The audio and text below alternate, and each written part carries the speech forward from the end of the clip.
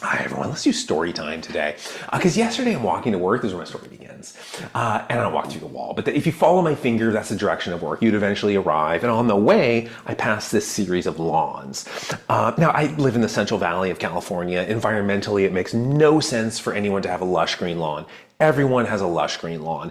I assume this comes from the same emotional place where destitute people wear gaudy jewelry. I'm not a psychologist, right? I'm not equipped to make that to discuss that phenomenon. That's just my hunch. And I should also admit, if I look out my own window, I see a green lawn, but I rent. I don't own. In my lease, I have no control whatsoever. It's stated, of my yard. And so I'm sort of having that jewelry placed around my neck, against my will. That's not the point of the story. The point of the story is if I walk beyond the wall, and I'm headed to work, I pass a series of lawns. And I was doing that yesterday, and one of those lawns looked weird to me. I wasn't sure what it was. And so I hunched over it to get a closer look at the grass. And I'm sure the homeowners, maybe they rent too, but if I were to look at the house, and if I saw anybody looking out their window at me, they probably thought I was suspicious. But I thought the lawn was suspicious, and I know I was right about the lawn. They may have been right about me, but the lawn, the problem with it was I got close enough and I saw this other species of grass growing in there. This is clearly an invasive species. I could tell where it got its start, where it settled, and the sort of adventure of its sprawl, right? How it was sort of crawling out, spreading out, invading the rest of the lawn. I'm normal grass, water me, fertilize me, take care of me, whatever. And that, those birds, those, brood parasite birds, the cuckoo and I don't know, the cowbird or something like that. These birds that lay their eggs in another bird's nest. And it's feed me. I'm your sibling. I'm your daughter or whatever. Feed.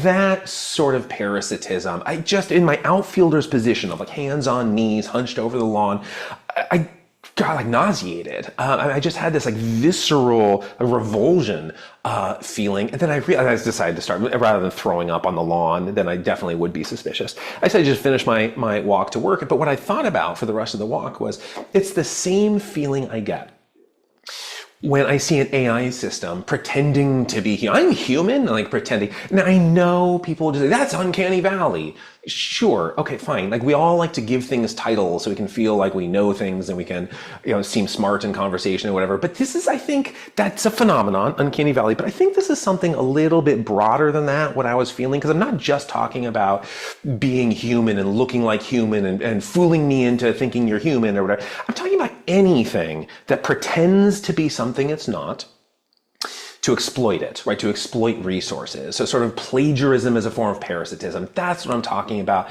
And you see it in the arts. You'll see imposters pretending to be real artists. So fake writers, fake musicians, fake painters or whatever.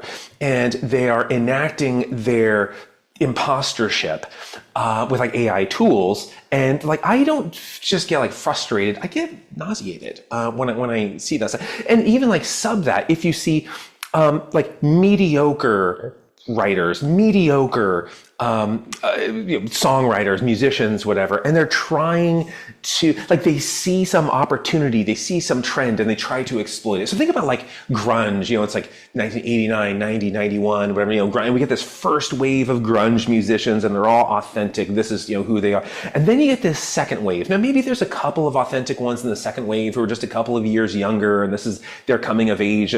But also, this second wave is just filled with imposters, filled with people who see an opportunity and they're trying to exploit. Oh, look at me, I'm wearing flannel and I'm singing the same and I'm structuring my songs the same and it's all in drop D and I'm doing my, okay, this is just you wake up in the morning and you see maggots crawling all over something you liked. Trying to extract a calorie, trying to siphon sustenance, in this case, money, out of just this cultural movement. And with writers do it too, all the time. Mediocre writers do this all. Oh, are vampires selling? I'm going to write a vampire story. Yeah, write your own thing. Don't just dress the same and try to pretend like you're something you're not so you can try to sell somebody on a product. I mean, let's get out of maggot talk and let's just, it's the grass. This is a different species of grass, and you're just trying to get into the like circumference of the sprinkler and to get some fertilizer. And like that to me just feels gross. There's a bandwagoning there that is not just frustrating or annoying or roll my eyes or whatever. It's like roil my tummy. That kind of frustrating. So I don't think it's just uncanny valley. I think there's something broader here that's like uncanny bandwagon or something like that. So that was a thought I had for the rest of my time as I walked to work and, passing all the lawns.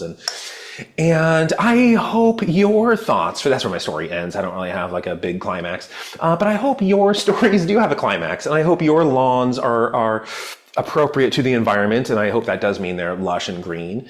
And I hope you don't have any parasites lurking in your midst. Those are my hopes for you for today, and I'll see you next time.